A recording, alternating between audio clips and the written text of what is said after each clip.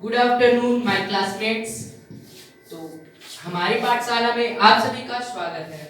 तो आज हम किसी महत्वपूर्ण विषय के बारे में बात करने वाले हैं। तो जब हमारा देश आजाद हुआ था तो उसके सामने सबसे बड़ी चुनौती यह थी कि इतने बड़े देश को आखिर एक साथ एक संगठन में कैसे रखा जाए।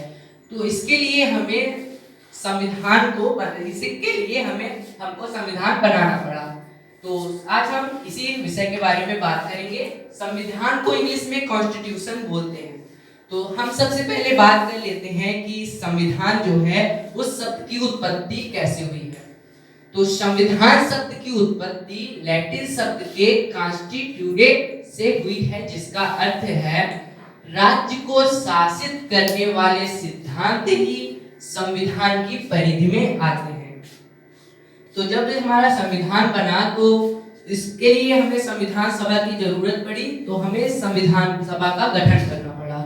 तो भारतीय संविधान की रचना कैबिनेट मिशन योजना के अंतर्गत विधानसभा के निर्वाचित सदस्यों द्वारा जुलाई 1946 में विधानसभा के सदस्यों का चुनाव हुआ, जिसमें कुल 296 सदस्य थे, जिसमें 211 सदस्य कांग्रेस के, 73 मुस्लिम लीग के थे और 12 अनदर थे।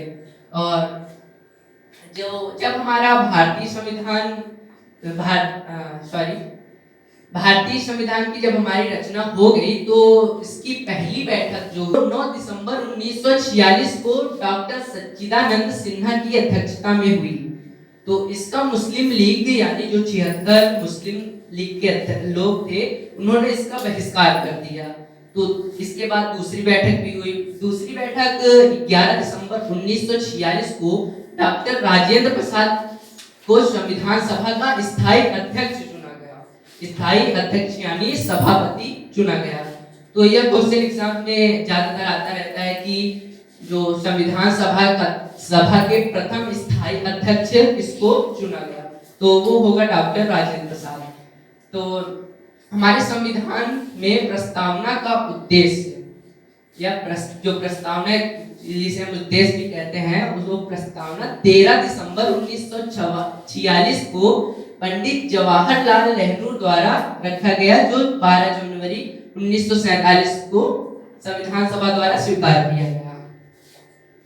तो जब हमारा संविधान जब लिखा जाने लगा तो इसके लिए एक लेखन समिति बनाई गई।